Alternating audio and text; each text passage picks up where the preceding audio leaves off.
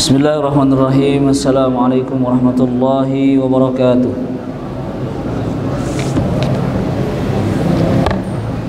Hamdan katsiran thayyiban mubarakan fihi kama yuhibbu rabbuna wa yardah. Asyhadu an la ilaha illallah wahdahu la syarika lah wa asyhadu anna Muhammadan abduhu wa rasuluh. La nabiyya wa la rasula ba'da. Amma ba'd. Ikhwatal iman rahimani wa rahimakumullah. Kita lanjutkan kembali pembahasan kitab Riyadhus Shalihin.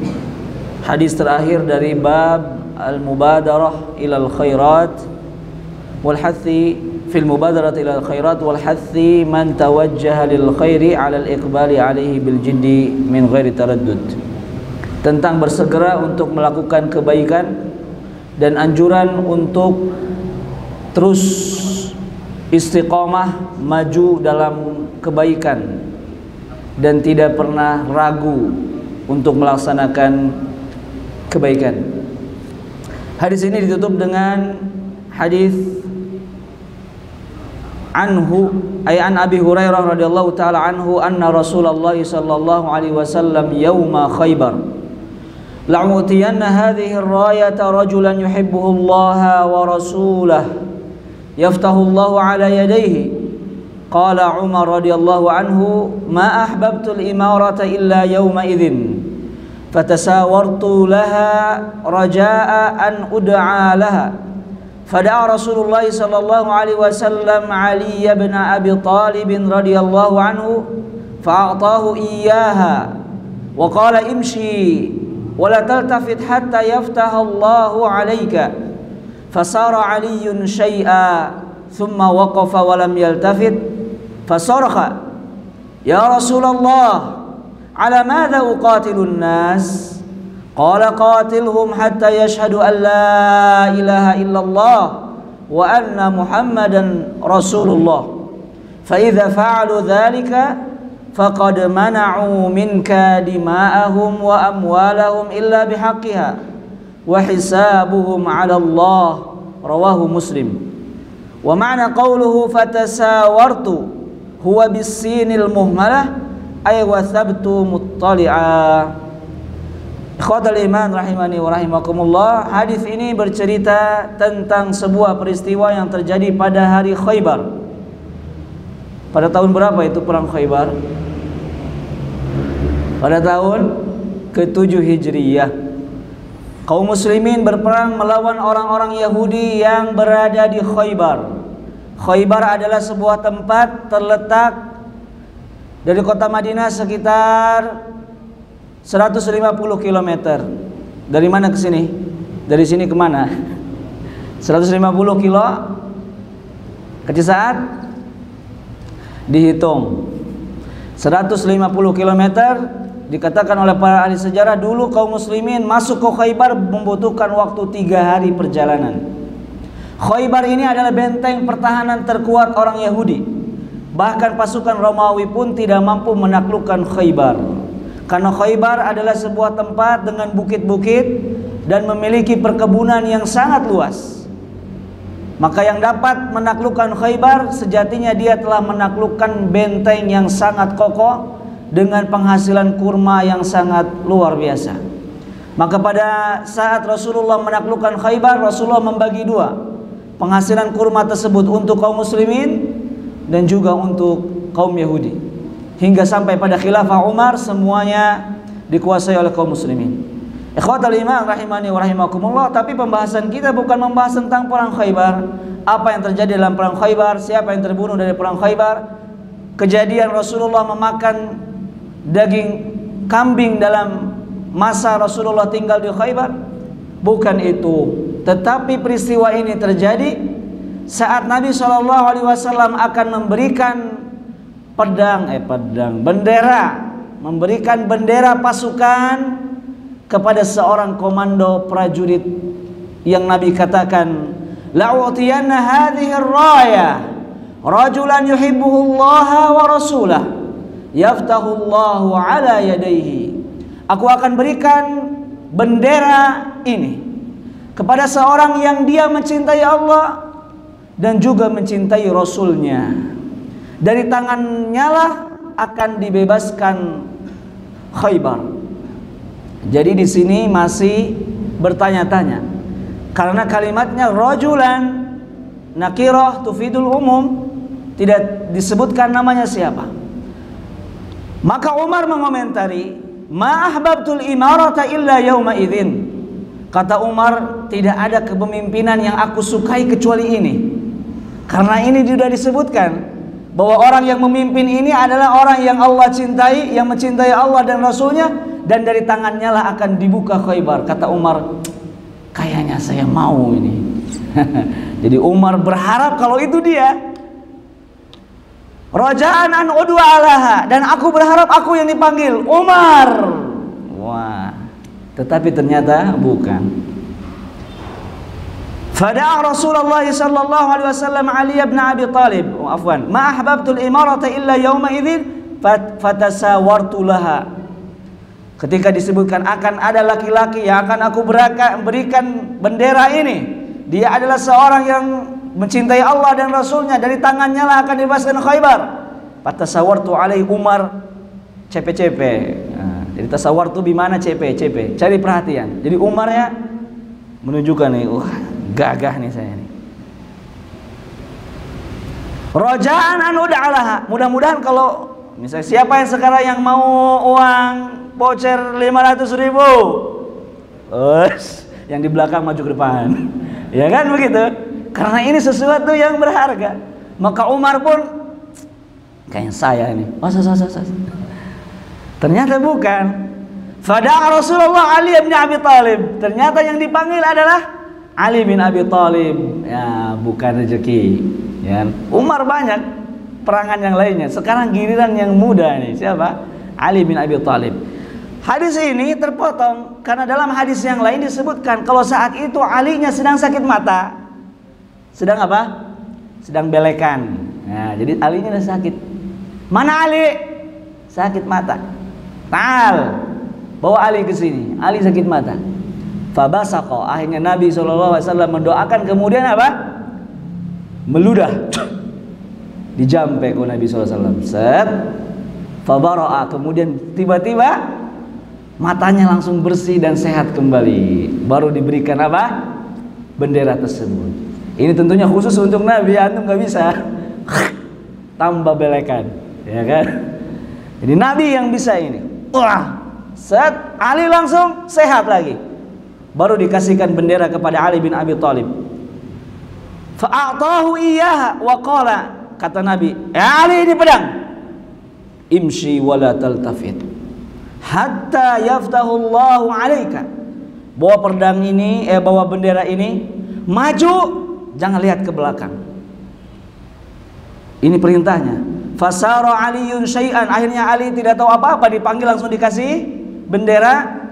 Imshi wala taltafit hatta yaftahullahu alaik. Maju ke depan, jangan lihat ke belakang sampai Allah membebaskan Khaybar untukmu. Ali maju ke depan, sudah tengah-tengah. Disuruh apa ya? Tetapi walam yaltafit, fasaraha walam yaltafit. Ali kan suruh maju, sudah maju ke depan. Ini ngapain nih? Bawa bendera. Walam yaltafit, tapi nggak berani ke belakang karena kata Nabi tadi apa? Kalau sudah maju jangan lirik ke belakang. Tapi Ali nanya, ini mau ngapain maju ke depan sambil bawa bendera? Bukan pawai ya. Maju ke depan. Ini mau berperang. Fasaraha Ali walam yaltafit. Ya Rasulullah, sambil maju ke depan. Ya Rasulullah, Rasulullah di belakang. Alamada uqatilun nas. Tujuan saya apa memerangi manusia-manusia ini? Di belakang Nabi berkata, qatilhum hatta yashhadu an la ilaha illallah wa anna Muhammadar Rasulullah wa anna Muhammadar Rasulullah fa idza fa'alu dzalik faqad mana'u minka dima'ahum wa amwalahum illa bihaqqiha wa hisabuhum 'ala Allah. Perangilah mereka sampai mereka mengatakan, bersaksi bahwa tidak ada ilah yang berhak disembah kecuali Allah dan Muhammad adalah utusannya. Jika mereka mengatakan itu, maka telah terbebas darimu akan darah mereka. Darah mereka menjadi haram untuk kamu tumpahkan dan harta mereka menjadi haram untuk kamu ambil kecuali dengan hak Islam. Apa saja itu? Qisas, zakat, zalim, mencuri, boleh diambil hartanya untuk membebaskan atau menunaikan hak yang terzalimi. Wa hisabuhum 'ala Allah, adapun hisab mereka di tangan Allah Subhanahu wa taala. Ikhwatal iman rahimani wa rahimakumullah. Hadis ini menunjukkan perintah Rasul kepada Ali agar apabila diperintah terhadap sesuatu jangan pernah ragu-ragu, terus maju ke depan. Karena dengan seperti itu kekuatan akan menjadi lebih besar. Karena kalau kiri kanan dulu, lihat dulu, nanya dulu, akan terdapat keraguan. Faidah yang kita dapat ambil dari hadis ini yang pertama adalah bolehnya seseorang mengharapkan kepemimpinan seperti Umar, tetapi tidak boleh meminta kepemimpinan. Misalnya antum datang ke mudir am, jadikan saya mudir markas. Masya Allah. La tas'al 'anil imarah, fa in u'tita biha wukilta ilaiha. Jangan antum tawarkan, jadikan saya pengurus kesantrian. Jangan memberi, jangan meminta agar diberikan. Karena kalau antum diberikan itu karena antum meminta, maka Allah akan timpakan kesulitan. Tetapi kalau diberikan, dipanggil antum ke kantor, salaman dulu, makan dulu, habis itu selesai, antum jadi bagian ini ya. Oh, insya Allah antum ditolong. Silahkan. Tapi kalau meminta langsung, saya yang jadi presiden sekarang juga, tidak boleh. Karena Allah akan bebani kita dengan apa? Dengan tawaran kita. Jadikan saya panitia. Akhirnya panitia nggak bisa ini ngatur, gagal acaranya karena kita meminta. Tetapi kalau Umar bagaimana? Karena Umar berharap bukan karena ingin itu, tetapi ada rekomendasi di awalnya. Ada seorang laki-laki yang mencintai Allah dan Rasulnya, dan dari tangannya akan ada futuhat, pembebasan. Siapa yang tidak suka direkomendasi oleh Rasulullah? Bukankah kajian kemarin lebih asik dibanding kajian hari ini karena yang mengisi adalah mudir am? Kenapa antum ketika kajian mudir am lebih semangat? Karena mudir am. Makanya maju ke depan semua. Kenapa? Karena ingin ada di depan. Demikian juga Umar. Umar maju ke depan karena Rasul. Kalau Abu Bakar, ngapain saya maju ke depan? Orang Abu Bakar ini Rasul. Paham? Bukan ngerosting tapi kenyataan. Jadi Umar maju ke depan bukan karena ingin dia, wah Umar nih gagah perkasa, bukan. Tapi yang di depan Rasul, beda. Kalau Rasul sudah mengatakan dia cinta kepada Allah dan Rasulnya, dunia akhirat selamat. Maka Umar ingin itu, bukan ingin kepemimpinan. Karena sejatinya Umar adalah pemimpin yang luar biasa. Kemudian faedah yang kedua, biarkanlah para pemuda untuk beraksi. Karena Rasulullah berikan kepada pemuda, jangan ragu kalau tiba-tiba ada pemimpin yang lebih muda daripada antum. Karena Ali memimpin Umar, Ali menggantikan Abu Bakar. Karena dalam sejarahnya Khaybar itu pernah dipimpin oleh Abu Bakar, tidak tembus. Dipimpin oleh Umar, belum tembus juga. Ketika Ali tembus, berarti kekuatan pemuda jangan diragukan.